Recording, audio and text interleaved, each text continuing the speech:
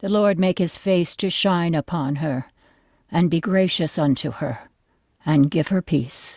Amen. A slow trickle of sweat began at the base of my neck and slid down to the small of my back.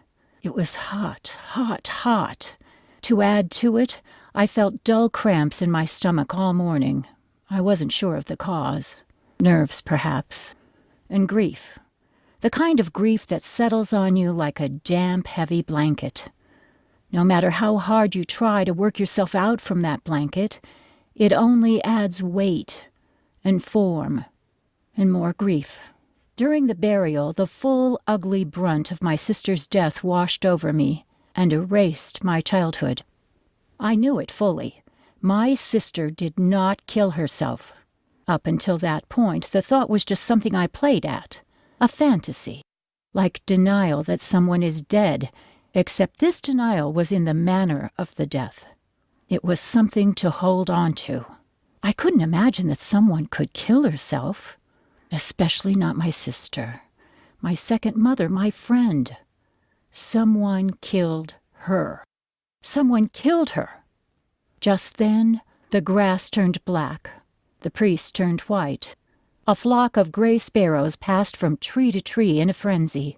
The sky, My brother John held out to me a handkerchief blazing white in the sun, and I fell, awkwardly and suddenly, into his arms. I became a private investigator the day my sister died. Never mind that I was only a girl of 13 and she was 32. 13 in a girl is just as good as anything else. All you need is common sense, the ability to observe things, and some sneak in you. To tell you the truth, my age and the fact that I was a girl helped me blend in and appear harmless to the one who killed her. At least for a while, anyway. Things did go badly in the end. A private investigator by the name of Finney stayed in our family's hotel a couple of weeks before my sister died. He was tracking counterfeiters. They were all over the United States on account of all the national banks printing their own money and all. I guess it was easy to fake bills during those days, and he was hired by Clinton National Bank to handle a big case. My job at our hotel was to serve drinks to the customers and clear tables. While I worked, Finney told me all about Maxwell Schrift, the infamous counterfeiter who made his way across the Midwest. He told me about nearly nabbing him on the electric car between here and Lyons Township. Had my hand right on his shirt collar, he claimed. Now it'll be months before I find him again. I showed so much interest in his profession that Finney gave me a booklet from the investigative school he attended several years before. "This will get you started," he said with a wink. "Take notes on everything." Little did he know that little something would help me solve a murder. The booklet is titled The Baum Detective Agency Course.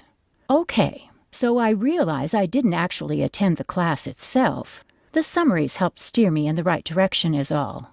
It's also kind of like the table of contents for this book, if you want to know the truth. The rest is just the common sense that I was telling you about. Observation. Know what and when to observe. How can you use your eyes and ears? "He won't be the best in the game anymore," the old German woman mumbled. Deep grooves crisscrossed her face and offered evidence of her years. My older sister Minnie and I stole a quick glance at one another while watching the woman paint a picture outside of her tent at the Clinton County Fair. In it, 12 crows flew across a sunset sky, and a 13th dove for the ground. When she finished the last bird, the woman looked straight at us and shook her paintbrush.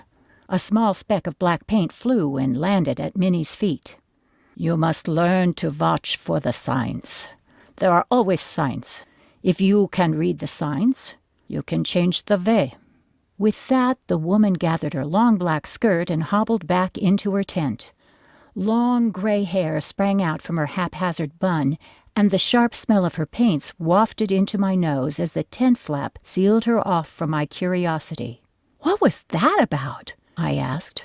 "I don't know, but let's not think about it. We should get to the grandstand soon. They'll be filling up. He should be here in a few hours, and you know how everyone gets everywhere early.